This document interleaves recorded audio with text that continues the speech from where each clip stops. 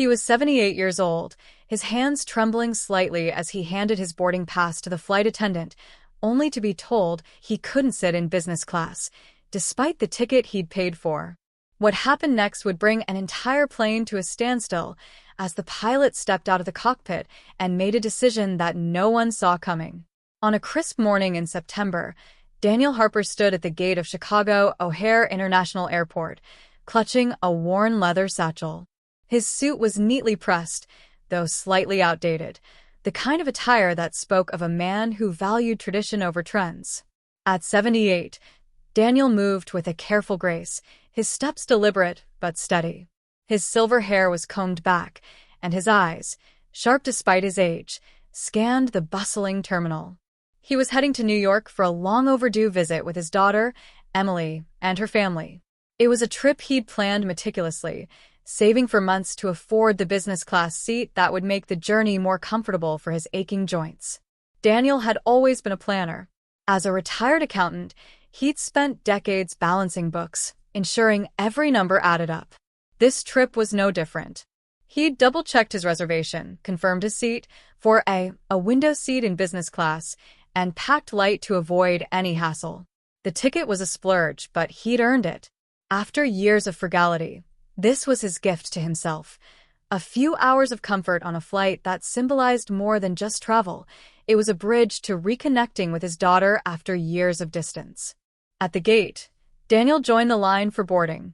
The flight, United Airlines Flight 1423 to JFK, was a routine domestic run, but the energy in the terminal felt charged. Passengers shuffled forward, some engrossed in their phones, others juggling coffee and luggage. Daniel, ever polite, smiled at the gate agent as he handed over his boarding pass. The scanner beeped, and the agent's brow furrowed. "Sir, there seems to be an issue with your seat," the agent said, her tone clipped but professional. "Could you step aside for a moment?" Daniel's stomach tightened. He'd heard stories of overbooked flights, of passengers bumped or reassigned, but he'd been meticulous. His ticket was confirmed. He stepped to the side, gripping his satchel, as the agent typed rapidly on her computer. "I'm sorry, Mr. Harper," she said after a moment. "Your seat in business class has been reassigned. We have a seat for you in economy, row 27. Daniel blinked, processing her words. "Reassigned? I don't understand. I paid for business class. I have the confirmation right here." He fumbled in his satchel, pulling out a printed email with his itinerary. The agent barely glanced at it. "I understand, sir, but sometimes adjustments are made for operational reasons. You'll still get to New York and we'll refund the fare difference." "Operational reasons?" Daniel's voice was calm, but firm. "I booked this seat months ago. I'm 78 years old. I need the extra space. This isn't right." The agent's expression didn't change. "I'm sorry, sir. That's all I can do. Please proceed to boarding." Daniel stood there, rooted to the spot. A few passengers glanced at him, some with sympathy, others with impatience. He wasn't one to make a scene, but something in him stirred, a quiet resolve.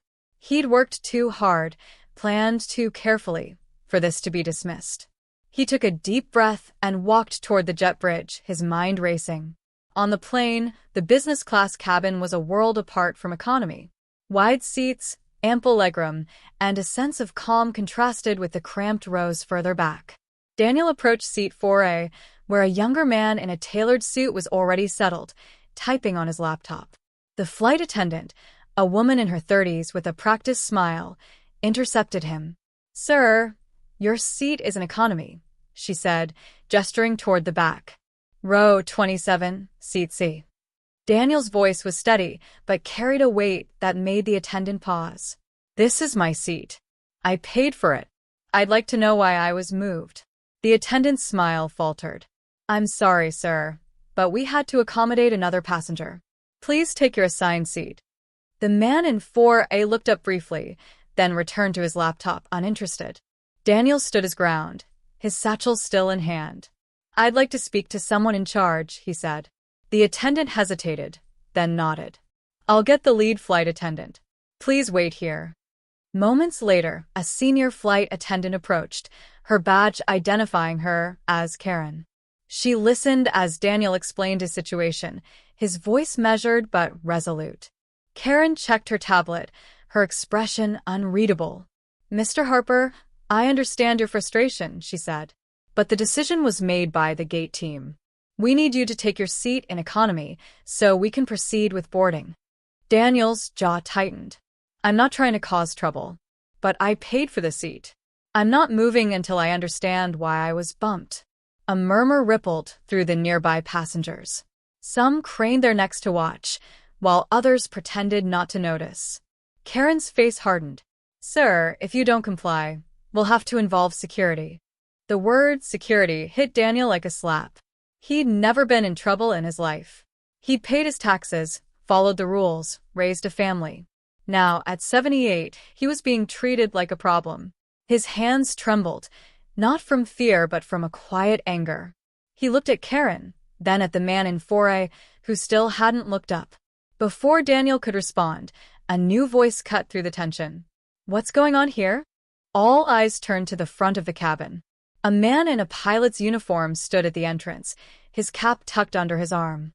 He was in his late 50s, with a weathered face and a calm authority that silenced the murmurs.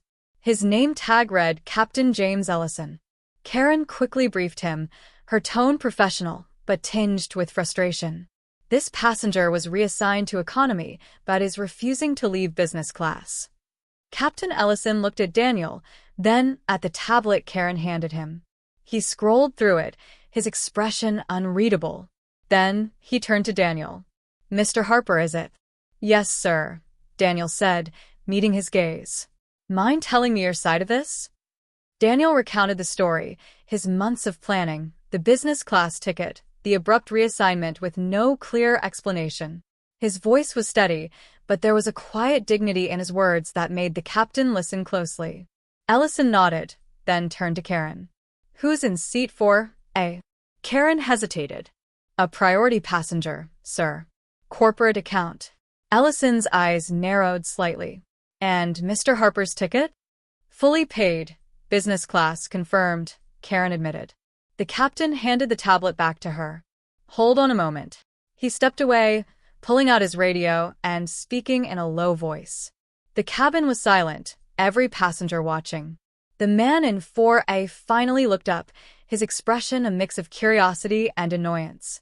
After a brief conversation, Ellison returned. "Mr. Harper," he said, his voice carrying through the cabin, "you paid for this seat, and you're going to sit in it. I don't care who's a priority passenger. This isn't how we treat people." A ripple of gasps and murmurs spread through the cabin. The man in 4A stood, his face reddening. "Excuse me? I was told this seat was mine." Ellison turned to him, his tone calm but firm. "And I'm telling you, there's been a mistake. You'll be compensated, but Mr. Harper is staying in 4A. The man sputtered, gathering his belongings with a scowl. Karen and the other flight attendant exchanged glances, but didn't argue. Daniel stood still, his heart pounding. He hadn't expected this, not the captain stepping in, not the sudden shift in his favor. Ellison gestured to the seat. "Mr. Harper, please. Make yourself comfortable." Daniel nodded, his throat tight. "Thank you," he said quietly, settling into 4A. The leather seat felt like a small victory, but it was more than that. It was a moment of being seen, of being heard, after feeling dismissed. As the plane prepared for takeoff, Ellison's voice came over the intercom. "Ladies and gentlemen, this is your captain. I want to apologize for any inconvenience during boarding. At United, we strive to treat every passenger with respect. Today, we fell short, and I take responsibility. We're going to make this right, not just for one passenger, but for all of you. Thank you for flying with us." The cabin erupted in applause. Daniel, staring out the window, felt a warmth he hadn't expected. He wasn't just a passenger in 4A, he was a person whose dignity had been restored. The flight took off on time, cruising smoothly toward New York. In business class, Daniel sipped a coffee, his satchel tucked beside him. He thought of his daughter, Emily, waiting at JFK. He'd tell her this story, not to boast, but to share a moment when fairness won out. Back in the cockpit, Captain Ellison adjusted his headset, his mind already on the next leg of his day. He'd been a pilot for 30 years, seen countless passengers come and go.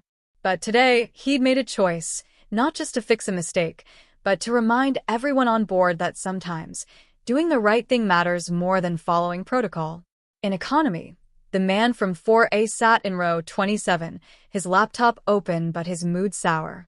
He'd been inconvenienced, sure, but the refund and voucher he'd been promised softened the blow. He'd move on, as would the other passengers, each carrying their own version of the story. For Daniel, though, the flight was more than a trip. It was a reminder that even at 78, he could still stand up for himself, and that sometimes someone else would stand with him. As the plane descended into JFK, the New York skyline gleaming in the distance, Daniel felt a quiet pride. He'd made it to his seat, and in a way, he'd made it to something bigger.